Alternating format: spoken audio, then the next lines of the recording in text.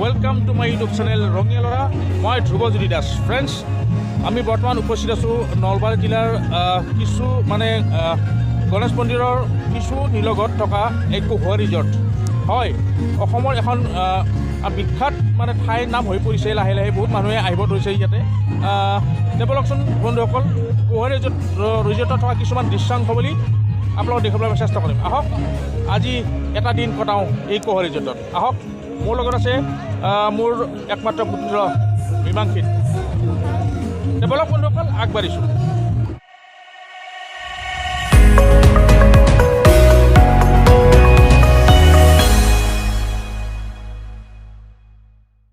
নলবাৰী হাৱেত থকা গণেশ মন্দিৰৰ কাষেৰে গ'লে ধমধমা ৰ'দেৰে গ'লে পোৱা যায় এই কহুৱা ৰিজৰ্ট কিছু নিলগত থকা সঁচাকৈ এই কহুৱা বনৰ ধাৰত আছে এই কহুৱা ৰিজৰ্ট সঁচাকৈ সুন্দৰ ঠাই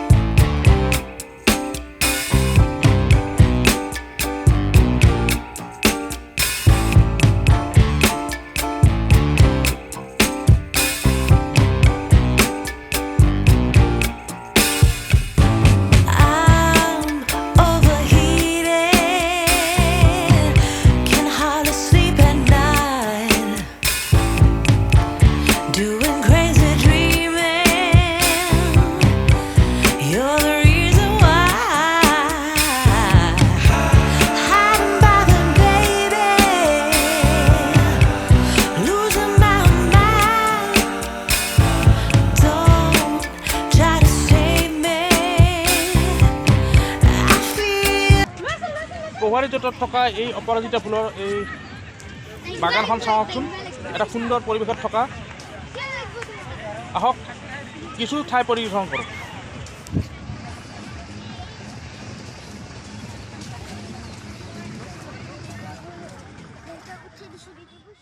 ইয়াতে এই যে পাগলাদিয়া ৰিজৰ্টত থকা এই কহুৱা বনেই এখন সুন্দৰ ঠাই হৈ পৰিছে কহুৱা ৰিজৰ্ট আপোনালোকে নিশ্চয় জানে যেতিয়া দুৰ্গা পূজাৰ সময়ত বা কি বুলি কয় অক্টোবৰ মাহত কহুৱা বনবিলাক ফুলে যেতিয়া কহুৱা বনবিলাক আছে এই কহুৱা বনৰ খাচ যিটো কোৱা হয় পাগলাদিয়া নদী পাৰৰ এই সুন্দৰ ঠাই আপোনালোকে চাওক বিভিন্ন বনভোজস্থলীত মানুহবিলাক আহিছে ইয়াতে আহকচোন আৰু কিছু ঠাই বহুত পৰিদৰ্শন কৰোঁ বহুত ঠাই আছে আপোনালোক দেখাবলৈ মই চেষ্টা কৰিম এতিয়া বলক আগবাঢ়িছোঁ বৰ্তমান আমি টঙি ঘৰত উঠি আছোঁ এটা সুন্দৰ পৰিৱেশ চাওক টঙি ঘৰত উঠি আছোঁ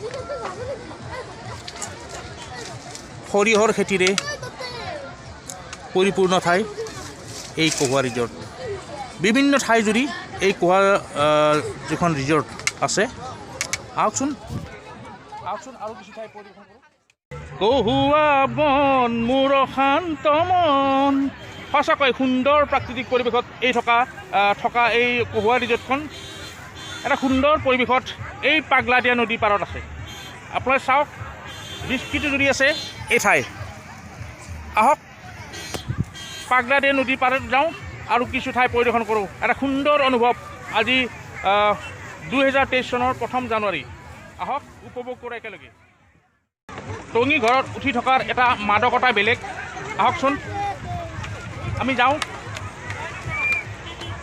এই টঙি ঘৰত এটা সুন্দৰ পৰিৱেশত আমি কিছু ঠাই নিৰীক্ষণ কৰি লওঁ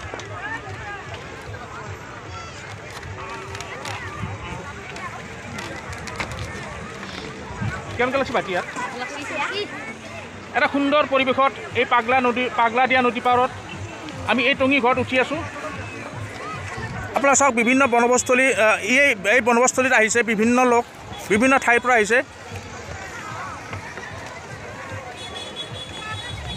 যেনিয়ে চাই তেনিয়ে গাড়ী মানুহ খেতিপথাৰ এটা সুন্দৰ পৰিৱেশ এই পাগলাদিয়া ৰিজৰ্টত বৰ্তমান আমি পাগলাদিয়া নদীৰ মাজত আছোঁ এটা দ্বীপত চাওক বিভিন্ন পিকনিক বিভিন্ন বনভোজপ্ৰেমীসকলে ইয়াতে আহি ইয়াতে ভিৰ কৰিছে। চাওক এটা সুন্দৰ দৃশ্য।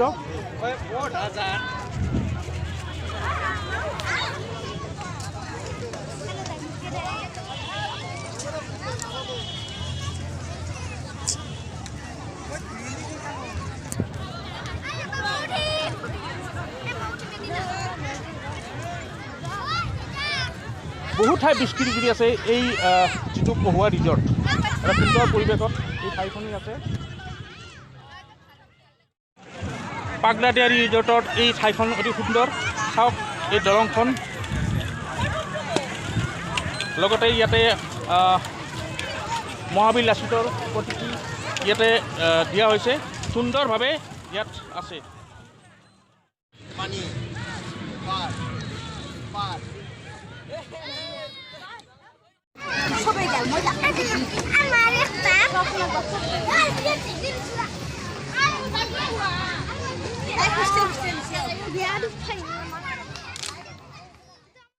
তো ফ্ৰেণ্ডছ, এই পাগলাদিয়া ৰিজৰ্ট অতি সুন্দৰভাৱে আপোনালোকক দেখুৱাবলৈ মই চেষ্টা কৰিলোঁ।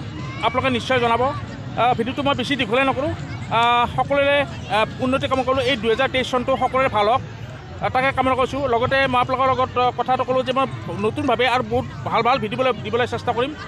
সদায় আশা কৰিছোঁ মোক সদায় আপোনালোকে সহায় কৰি যাব, শ্বেয়াৰ কৰিব, লাইক কৰিব আৰু ছাবস্ক্ৰাইব কৰিবলৈ একেবাৰে নাপাহৰিব। নতুন ভিডিঅ'ত পুনৰ লগ পাম। তো with you very very happy new year. Happy new year. Thank U.